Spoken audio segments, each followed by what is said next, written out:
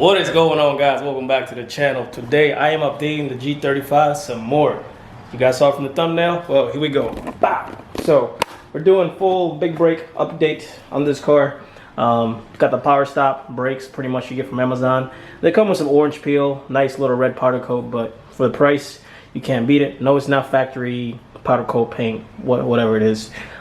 This is from Amazon, so you can kind of tell the orange peel a little bit in the video. I've already got the Akebono stickers on there. We got some shot to ZZP for some stainless steel brake lines and just rotors from your local parts store. I mean, I don't need anything fancy on this car. None of that drill slotted stuff on this car. This is my daily. Just, you know, regular ceramic pads, Neo hardware, banjo bolts. Usually what you need for a full kit. So moving on here, I've already taken off my stock rotor spacers and whatnot. So looks like this stock line is pretty complicated from what I see. It has like 3 of these little boxes or squares. Let me get the zoom in right. It has like 3 of those where the hard line connects.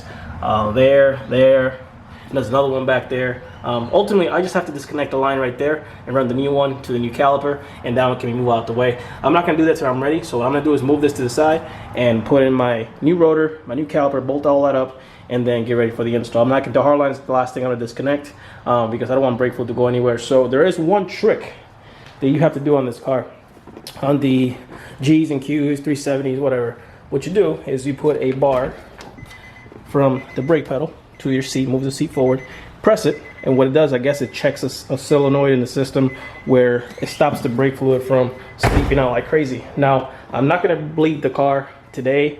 I'll do it tomorrow, but you guys will see it in the next few clips. But what I'm gonna be doing is using a power bleeder, which essentially I'll connect a pump to here, to a big container that has brake fluid in it. It'll pressurize the system to about 15-16 psi.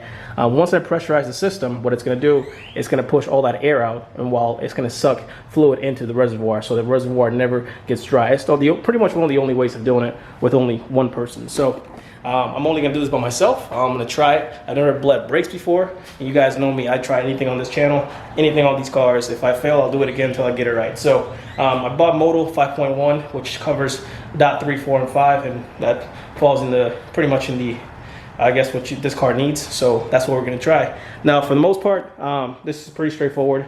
Remove the old rotor, put the new rotor on, bolt onto the calipers. They bolt up directly into the stock hub. All these cars are interchangeable pretty much. You'd be surprised how similar this car is to the newer Q50 and Q60s. Even the subframe is almost identical. So I'm going to bolt that up. Hopefully that's not stripped at all. Yeah, go from there. So I'll be taking these to the junkyard or something. If anybody wants them, shoot me a DM. I doubt any of you guys that really watch my channel want them, but I know there's 350Z, 370Z guys out there with, you know, baby brakes and maybe need a caliper, and, you know, for free, I'd offer it to you. So give me a shout. Otherwise than that, guys, I'll cut this back on. Let's make some progress. But yeah, you guys would be surprised how much I got all this together for. Usually people pay like $1,500 to $2,000 for something like this with drill slot rotors, ceramic pads, hard steel lines, or stainless steel brake lines, and I'm less than $900 into all this. So you guys, I'll put all the links in the description where I got everything for the most part. Mainly the calipers is going to be the majority of your expense right there. But I couldn't have done it without you guys. So thank you so much, guys, for your support. Hit the like button if you like this video, and come on, let's get this BBK on there today. By the way, guys, look what just showed up. The paint guy that painted for me just dropped it off for me. That's customer service right there. But we're making some headway. The longest part of this front so far has been figuring out a way to route this stainless steel line without having been in the way of anything that'll rub up against it or you know, touch it. For that matter, it's a sensitive part. Even though it's stainless steel, I don't want to rupture a brake line while driving. Top of that, I'm getting ready to finally disconnect the brake line, and of course, we got the calipers on. It looked pretty damn good. Love this red. Took me a while to crack it open. It was a little bit, I guess, corroded, rusted, whatever you want to call it.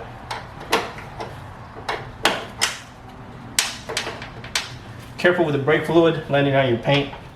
Very corrosive. Don't want that to happen.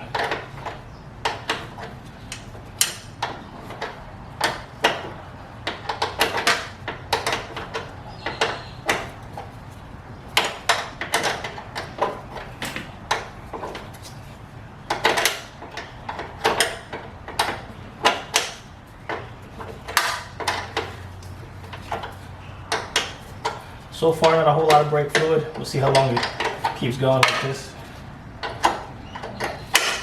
It definitely won't spin by hand. I keep trying, it's not. There it goes. And that's all the brake fluid we got. We didn't get a whole lot of it. What I'm gonna do now is put the new line through.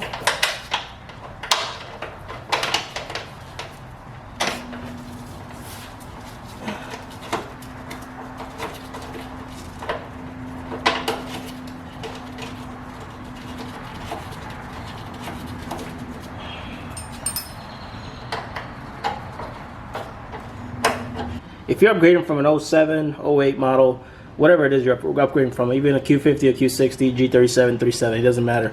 Make sure you get the shorter banjo bolts for the new calipers. Otherwise, you would not be able to get this back in the caliper. You need to get the shorter one because the stock one is way too long, and it requires a shorter one in order to get it into the Akebono caliper. Alright guys, so it's pretty late in the evening now. I started quite late, so I only got the fronts done. I'll continue into the rears, into the next clip, which for me will be tomorrow. But this is what we got done so far. We did the fronts. There we go. The stainless steel lines are installed, both sides. And I lost my damn 10 millimeter, so I gotta look for it. That's also done. Like I said, pretty basic setup. No, nothing crazy on the rotors. About the same weight as factory. And stainless steel lines are in. Now if we go up to the rear, what we have to do is, I'll be a little dark here. The shields normally are cut off, but I think I might be able to just bend them back and save myself cutting these off. I don't want to butcher this thing completely. So if I'm able to cut them off, I mean, you guys can see why I wanted a BBK on this car. These stock rotors are, I don't like that. That looks terrible. You guys know I like my car clean, so that doesn't really say clean anywhere. So we're gonna take those off, and we also got to figure out, my exhaust is hitting the four-wheel steering pump, I would say, is whatever controls the four-wheel steering in the rear. Yes, this car has four-wheel steering, for those of you guys don't know. In a pretty tight corner, the rear wheels actually turn a couple degrees in. I believe it's 1 to 3 degrees, and it helps the car steer a whole lot better. So something that was a feature in 07. I got to figure out, because when my exhaust is hitting that shielding and it's actually making a little bit of a rattle, it's not supposed to sound like that. So I'm gonna have to come up with something to garage engineer the hell out of it to make it work. So all we got left to install is the rear calipers, and of course rear rotors, pads, and yeah, this car is due for an oil change. So more on those tires later. We have a Z1 metal undershroud, and we also have new fender liners. Here we go, new fender liners. They're tucked away back there. But what I want to show you guys also coming on this car is, yeah, triple gauge pod with oil temperature, oil pressure, and a wideband. So the oil temperature actually will be replaced in the future by a boost gauge. More of that to come later on. But that's what I'm going to use actually as an adapter for the pressure and temperature sensor. So I got some work to do on this thing. I'm waiting on new intakes, as you guys know, and more of that to come. So moving on, tomorrow, next clip, we could continue to do on the rear. All right, guys, this is the next day. I already started working on it. Check out my stool. It's a box. But anyways, I pretty much started cutting the dust shields. The rears did have dust shields, the front didn't. And I don't like the whole just cutting the top part. That makes it a bit unsafe. So I just cut the whole thing out, and the hub, the part that rotates, is right here. So the rotor should fall in there, no problem. And this part doesn't move at all. It's gonna stay stationary. So I mean, it looks pretty rough, but I don't have like a Dremel tool. I just use a pair of like heavy duty metal shears to cut them out. And yeah, that'll be that. Probably get a little bit more dust on the inner barrel of the wheels, but that's something I can live with. So next step, I'm gonna repeat the exact same process as I did in the front. I'm gonna put the rotor on, put the caliper on, and also connect the new line and make sure that the brake pedal is pressed before I do it. Just the same method to lose minimal brake fluid.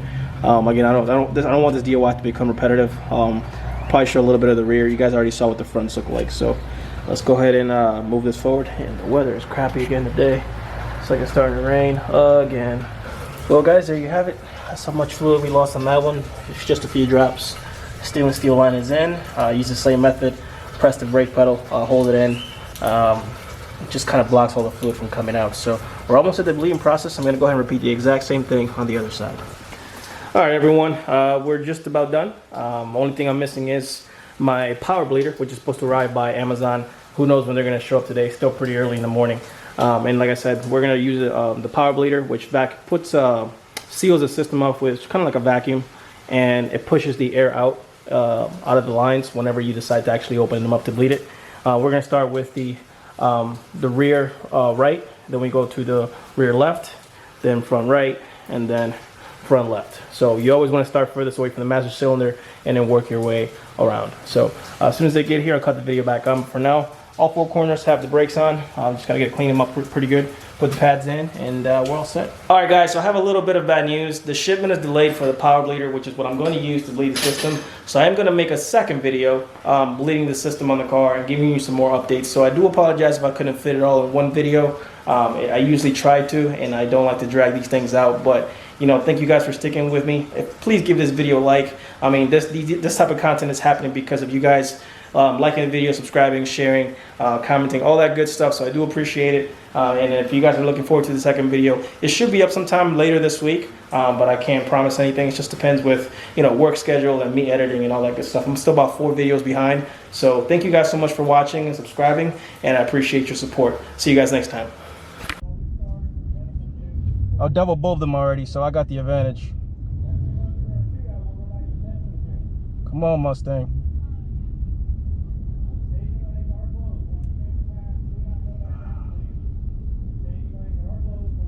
Come on, bulb.